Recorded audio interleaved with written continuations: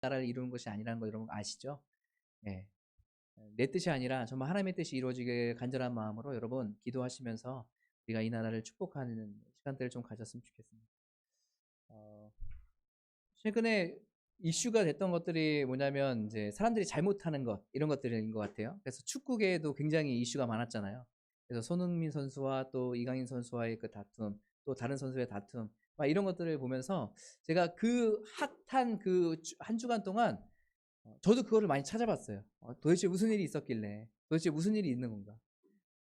보니까요 여러 가지 이야기들이 나오는데 제가 보다 보니까 가짜 뉴스도 굉장히 많더라고요. 실제로 그렇게 하지 않았는데 그렇게 했다고 확정하고, 또 얘는 이런 사람이었더라 하면서 과거의 영상들을 다 불러내서 얘는 그러니까 이런 사람이었어 이렇게 아예 비판하고 하는 그런 모습들, 정지하는 모습들을 보게 돼요. 저도 이제 보면서 아 얘가 이랬었구나, 이런 인성을 갖고 있었다고 하고 이제 그런 이제 생각들을 하고 되는데, 보니까 제가 문득 생각 든 마음이 있어요. 어떤 마음이냐면 그리스도인은 이 사건과 이러한 현상들을 보면서 어떻게 바라봐야 될 것인가? 나도 똑같이 그 모습들을 바라보면서 잘못했네 하고 손가락질하고 해야 될까? 아니면 그리스도인들은 이러한 현상들을 바라보면서 정말로 불쌍하고 안타까운 마음을 가지고 그 상황들을 좀 바라보면서 우리가 기도함으로 나가야 될까? 여러분 어떻게 보면 모든 사람들은 하나님 앞에 나와야 되는 하나님의 자녀예요. 그렇죠? 우리가 그 사람들을 바라보면서 비판하고 판단하고 정죄하기보다 우리는 그러면 그 상황들을 좀 안타깝게 여기고 그들을 위해서 좀 기도하는 그런 자세가 우리 그리스도인들 안에 있어야 되지 않을까 생각됩니다. 그래서 여러분 그런 일이 있을 때마다 우리 따뜻한 교회 성도들은 먼저 손가락질하고 정죄하기보다 그 여러 가지 상황과 그 사람들을 위해서 기도했으면 좋겠어요. 정말로 하나님의 은혜 안에 또 이런 것들이 잘 해결될 수 있도록. 여러분 그러한 사건이 정말 유명인으로서 딱 드러났기 때문에 그렇게 비판받지, 우리가 삶을 살아가면서도 우리에게도 그런 인간관계들이 좀 있잖아요. 그렇죠? 동일한 인간관계들이 있는데 우리는 드러나지 않았을 뿐이고 공인이 아니기 때문에 사람들이 모르고 그냥 그런가 보다 그냥 지나가 버리죠. 우리도 똑같은 인간으로서 우리가 바라봤을 때 저희를 통해서 더 성장했으면 좋겠다라는 그런 마음으로 우리 여러분 같이 기도해 주면 좋겠다라는 생각이 들어요. 네. 그래서 정죄하고 비판하기보다 우리가 서로를 위해서 기도하고 또 인정해주고 안아주고 손잡아주는 우리의 모든 그리스도인의 삶이 되시길 간절히 소망합니다. 제가 왜 이 말씀을 드리냐면 오늘 누가복음 말씀을 읽었지만 이 누가복음의 말씀에 있을 때 이 시대의 유대인들도 동일하게 뭘 했냐면 정죄하는 일을 굉장히 잘했습니다. 오늘 우리가 이제 말씀을 읽었지만 유대인들이 예수님께서 그 삭개오를 만나시고 내가 오늘 네 집에 가서 자야겠다라고 했을 때, 거기에 있어야겠다고 했을 때 많은 그 유대인들이 마음속으로 어떻게 생각하냐면 예수님이 죄인의 집에 들어가신다. 그런데 잘 보면 말씀에 보면 예수님께서는 이 삭개오를 죄인이다라고 명시하지 않으셨습니다. 왜냐하면 10절에 이렇게 나와 있어요. 10절에 뭐라고 나오냐? 인자가 온 것은 잃어버린 자를 찾아 구원하려 함이니라.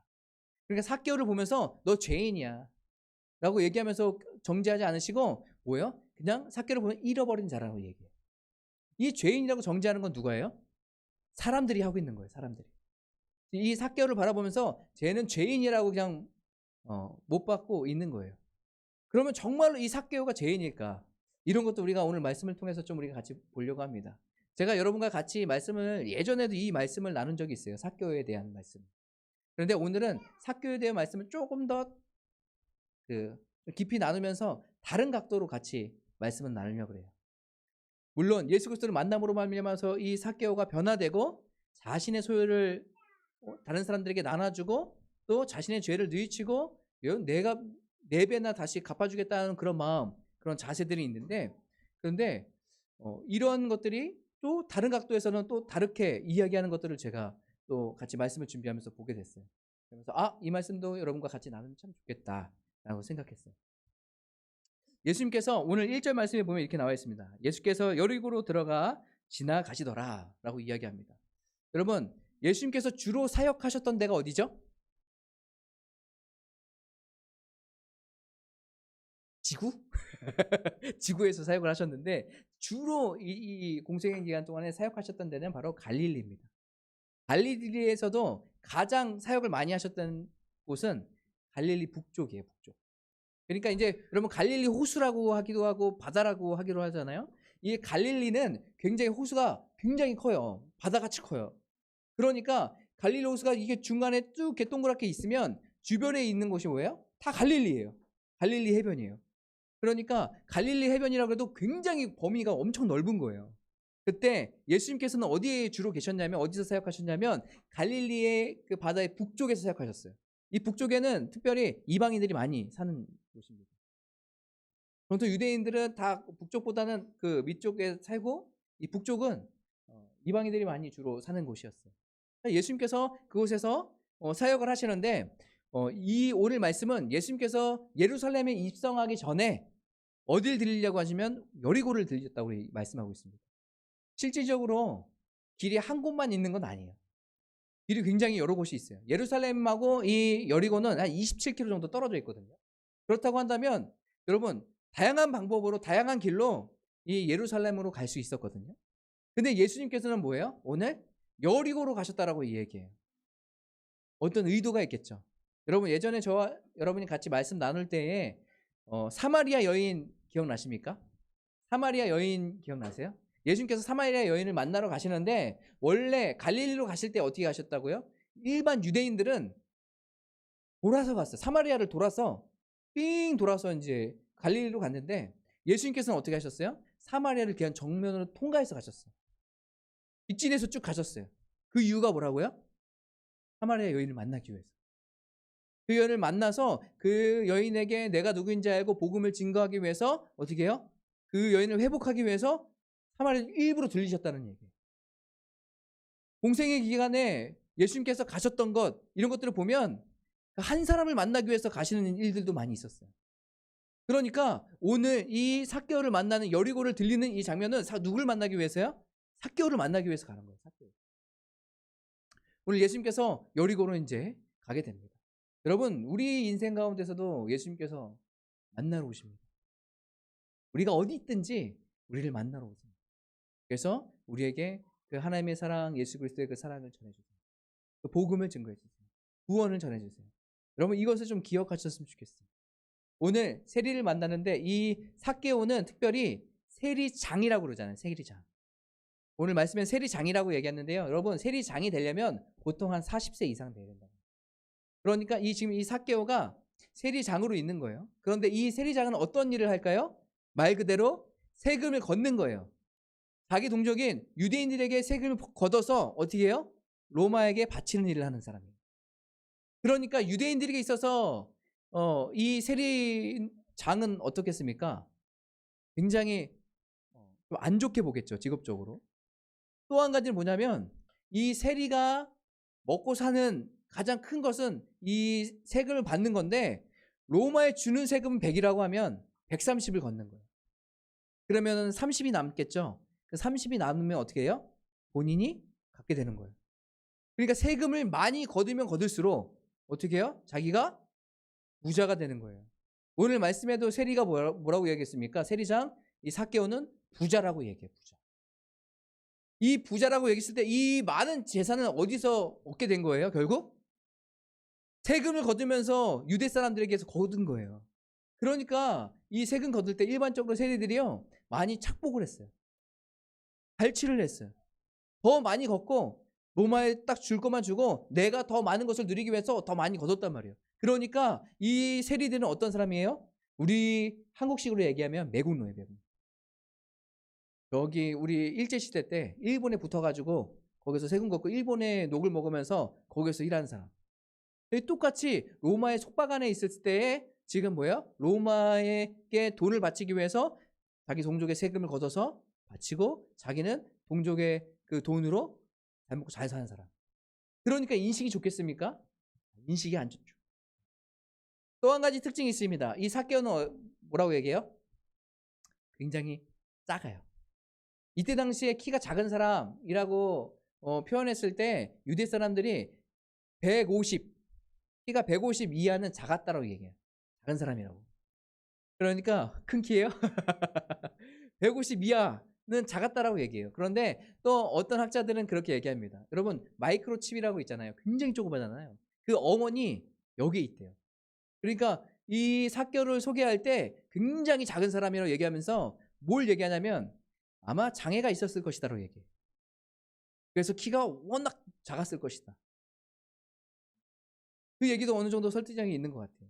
여러분 이때 당시에 가난한 사람 그리고 장애가 있는 사람은 굉장히 사람 취급을 잘 못 받았대요. 굉장히 멀시하고 저것은 죄 때문에 저렇게 된 거다라고 사람들이 손가락질했어요. 그러니까 삭개오가 장애가 있든 없든 어쨌든 키가 작고 좀 왜소하고 사람들한테 인정받지 못하는 그런 상황 가운데 있으니까 어떻게 해요? 굉장히 열등감 가운데 힘겹게 살아가지 않겠습니까? 많이 힘들었을 거예요. 그래서 악착같이 살았는데 결국 뭐예요? 세리가 되고 세리장까지 됐어요. 더 사람들에게 미움을 받겠죠. 손가락질 받겠죠. 지금 이 삭개오는 그런 상황에 있는 거예요. 그런데 예수님께서 지나가신다고 하는 거예요. 그런데 오늘 말씀에 보니까요. 3절에 이렇게 나와 있습니다. 삭개오가 그가 예수께서 어떠한 사람인가 하여 보고자 하되 예수님을 만나고 싶은 거죠. 그렇죠? 삭개오는 예수님께서 지나가신다고 하니까 예수님을 만나고 싶은 거예요. 삭개오에게는 우연일지 모르지만 예수님께서는 뭐예요? 여리고를 들리신 게 누구 때문에 그런 거예요? 삭개오를 만나기 위해서 들리신 거잖아요. 마침 들릴 때 이 삭개오가 키가 작으니까 예수님 볼 수가 없는 거예요. 그러니까 오늘 말씀에 의하면 나무 위에 올라가 가지고 예수님 보려고 해요. 이때에 어떻게 합니까? 예수님께서 삭개오를 만나 주시죠. 삭개오를 만나 주시고 삭개오야 하면서 이름을 불러 주십니다. 삭개오에게 얼마나 감격하는 그런 마음이 있었겠습니까? 삭개오를 만나고 그리고 예수님께서 뭐라고 말씀하십니까? 오늘 내가 너희 집에 유숙해야 되겠다라고. 얼마나 막 들떴을까요? 왜 이 삭개오는 그렇게 예수님을 만나고 싶었을까? 제가 이거에 대해서 좀 더 여러분과 같이 좀 나누고 싶어요. 이 삭개오가 예수님을 만나고 나서 뭐 합니까? 자신의 재산의 반을 뭐예요? 가난한 사람들에게 나눠주고 또 내가 불법으로 세금을 거는 것들이 있다면 내가 4배나 갚아주겠습니다. 이렇게 얘기하잖아요. 예수님을 만난 다음에 지금 이렇게 삶이 변화된 것 같아요. 우리가 저번에도 제가 여러분과 같이 말씀을 나눌 때에도 예수 그리스도를 만남으로 말미암아서 삶의 변화는 반드시 이루어지게 돼 있다라고 얘기했어요. 그런데 여기 그 헬라어의 이 시제를 보니까요. 이 시제가 좀 독특해요. 습관적 현재 시제라고 얘기해요. 뭐냐면 뭐예요? 미래가 아니에요. 내가 그렇게 나중에 하겠습니다. 내가 그렇게 하겠습니다가 아니라 현재 시제예요. 내가 지금 그렇게 하고 있다는 거예요. 여러분 이상하지 않습니까? 뭐야? 그럼 삭개오가 지금 이거 하고 있다는 건가? 여기에서 예수님을 그렇게 만나고 싶어하는 그 마음이 다시 한번 새롭게 조명되는 것 같아요. 그러면서 여러분 그 세례 요한이 세례를 주잖아요. 누가복음 3장 말씀에 보면 7절부터 쭉 보면 이 독사의 자식들아라고 얘기하면서 막 얘기를 해요. 그러면서 많은 사람들이 이제 세례를 받으러 오고 세례 요한은 세례를 주고 너희들이 정말 하나님의 뜻대로 살아야 된다는 것을 계속 선포하면서 세례를 주죠. 그때 누구도 오냐면 세리들도 온다고 합니다. 우리 누가복음 3장 같이 보실까요? 누가복음 성경책 있으신 분들 한번 찾아보시고 없는 분들은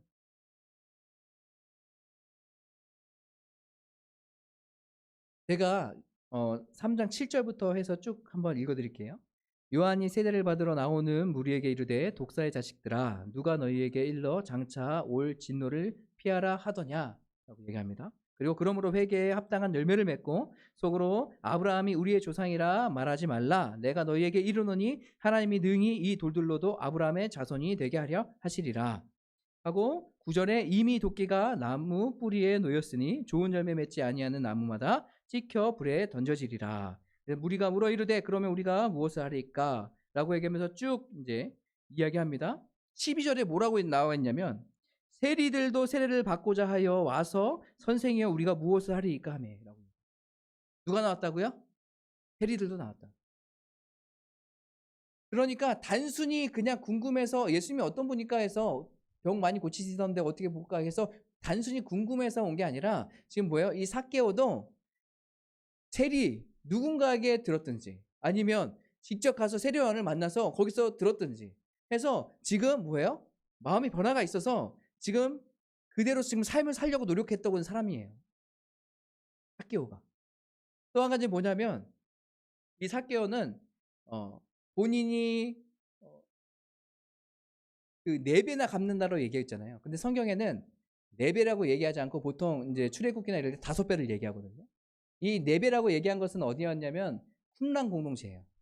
쿰란 공동체는 신앙이 흔들리고 있는 이때에 세례 요한의 제자들 중심으로 만들어진 그런 공동체거든요.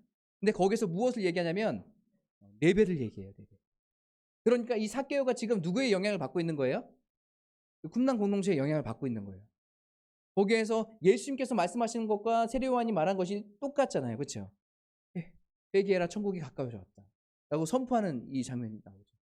예수님도 똑같이 그것을 선포하고 말씀을 전하셨어요. 그러니까 이 삭개오는 뭐예요? 누구의 영향을 받았다고요? 세례 요한의 그 파에 영향을 받은 거예요. 그래서 예수님을 더 깊이 만나고 싶어 했던 마음이 있을지 몰라요. 간절함이 있을지 몰라요. 지금 그 얘기를 하는 거예요.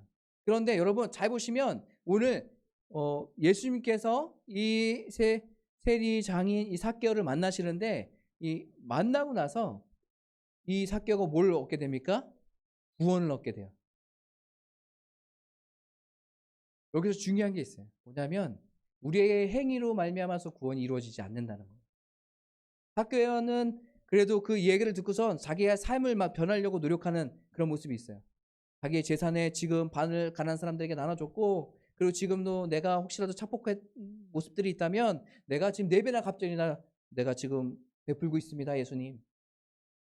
그런데 그럼에도 불구하고 어떻게 해요? 사람들은 손가락질하죠. 넌 세리잖아. 넌 매국노잖아. 얼마나 이런 괴리가 없는 가운데 있을 때에 지금 예수님께서 그 삭개오를 만나시고 그 삭개오에게 구원을 베풀어 주시는 거예요. 여러분 구원은 누구에게 있다고요? 예수님 하나님께 있습니다. 하나님께 달려 있어요. 부자가 낙타가 바늘 그 구멍 들어가기보다 힘들다고 얘기하잖아요. 우리가 세상적으로 일반적으로 생각할 때는 어떻게 생각하냐면 불가능한 일이네. 부자는 천국에 갈 수 없네. 우리 이렇게 생각하죠. 그런 비유를 본다면. 그런데 정확히 얘기하면 성경에서 얘기하는 그런 비유가 그런 게 아니에요. 절대 갈 수 없다가 아니라 그만큼 구원은 하나님께 달려있다는 거예요. 그만큼 구원은 예수님께 달려있다는 것입니다. 사랑하는 성도 여러분, 우리가 예수님을 만나기 소망합니다. 아무리 선한 일을 하고 봉사를 잘한다고 해도 우리가 예수 그리스도를 만나지 못하면 우리에게 뭐예요? 구원이 있을 수 없습니다. 그런데 우리가 예수 그리스도를 만나면 오늘 삭개오가 예수 그리스도를 만남으로 말미암아 구원을 얻었던 것처럼 구원받는 백성들이 됩니다. 이것을 기억하셨으면 좋겠어요. 그래서 우리가 신앙생활 해 나갈 때도 외적인 거에 너무 집중하지 마시고 그러니까 예수 그리스도를 바라봤으면 좋겠어요. 여러분 예수 그리스도를 진짜 만난 사람이 행동하게 돼 있어요. 내가 행동했기 때문에 예수님을 만나는 게 아니라 내가 정말로 예수님을 만나야 그 행동들은 자동적으로 따라오게 돼 있는 거예요. 이것을 기억하면서 우리 이 시간에 같이 주 앞에 기도했으면 좋겠습니다. 하나님, 우리가 날마다 그 예수 그리스도와 함께 동행하는 삶을 살기 원합니다. 예수 그리스도를 만나길 원합니다. 우리에게 구원을 주시려고 오신 거예요. 삭개오를 만나는 것도 뭐예요? 구원을 주시려고 하신 거예요. 그러면 예수님께서 오늘 10절 말씀에 인자가 온 것은 잃어버린 자를 찾아 구원하려 합니다. 구원하려 합니다. 특별히 누가복음은요. 모든 사람들이 예수 그리스도 안에 구원받는 백성들이 되기 원합니다. 보편적인 그 하나님의 사랑이. 그래서 누구든지 예수 그리스도를 만나면 이것을 기억하면서 우리의 구원이 바로 예수님입니다. 하나님입니다. 라는 것을 기억하고 이제 찬양하고 함께 기도했으면 좋겠습니다. 찬양하실 때는 우리 보좌 앞에 모였네 찬양이에요. 이전이죠. 이제랑 같이 이 찬양 부르시고 함께 기도하도록 하겠습니다.